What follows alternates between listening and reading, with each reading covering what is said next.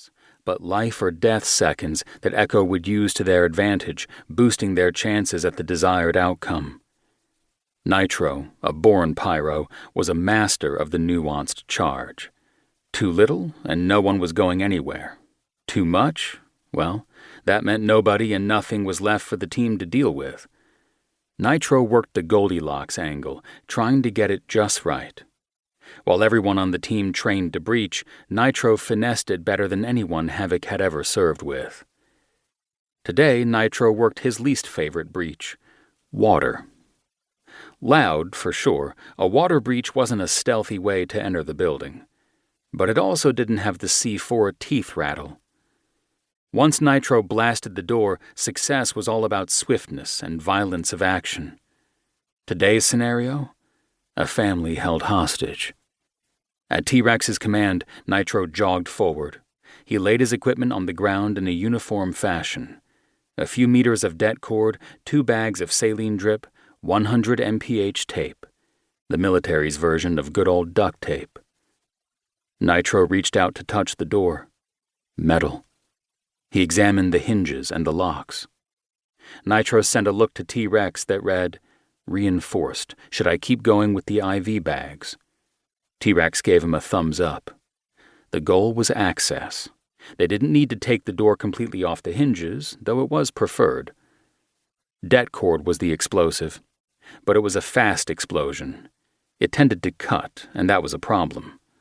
Sure, sometimes a slice had its place, but here they needed a push. The kind of push that would lessen the chance of harming kids. Nitro turned away from T-Rex and slapped saline bags onto the door with double-sided adhesive. He spooled the det cord around the corner to where Echo stacked and crouched away from the shock wave. Though it should be minimal, still, it could impact hearing or shake their brains. No one had time for that. Rory, the team's military canine, was last in the stack. His handler, Ty, held tight to Rory's collar behind Havoc. Trained as a force multiplier, Rory had a nose for finding munitions, a jaw that exerted over 200 pounds of pressure, and athleticism that was a joy to see. But also harsh stink breath. "Rory, back off!"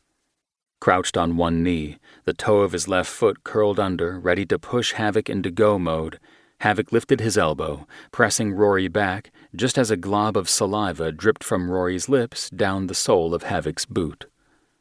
Havoc scuffed his boot into the dirt, so there was nothing slippery to make him lose his footing when Havoc raced into the shoot house. Like the rest of the team, Rory was dressed for battle. His ear protection and doggy goggles made him look badass, which was good for frightening the enemy into submission.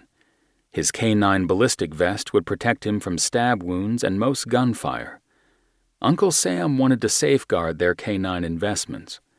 After all, it was about $100,000 to purchase and train a military war dog. But Echo wanted to protect Rory like any of their team members. On too many missions to count, Rory was the difference between an op that ended with a raised glass and cheer at the pub instead of a trip home in a flag-wrapped pine box. Rory trained hard, just like the team did.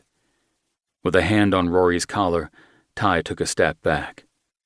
"Breacher has control," Nitro whispered into his comms. "Breach 3, 2, 1. The stack lowered their crouch and waited for the boom. "Fail breach," Nitro mic'd. Havoc lifted out of his semi-squat.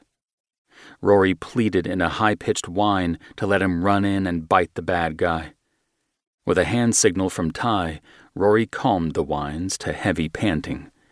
It was an essential skill that Rory could pull back his impatience, even if it was his very favorite thing in the world to do: bite the target. But any noise could bring unwanted eyes to a window. It could turn a surprise into an "I see you coming." Squirters might run out the back door to hide in the landscape, thwarting capture. Rifles might be aimed and ready. Silence was key. "Breacher has control," came over his headset. "Breach 3, 2. Havoc squatted with his shoulder pressed to the outside cement blocks of the kill house. 1. The boom that followed.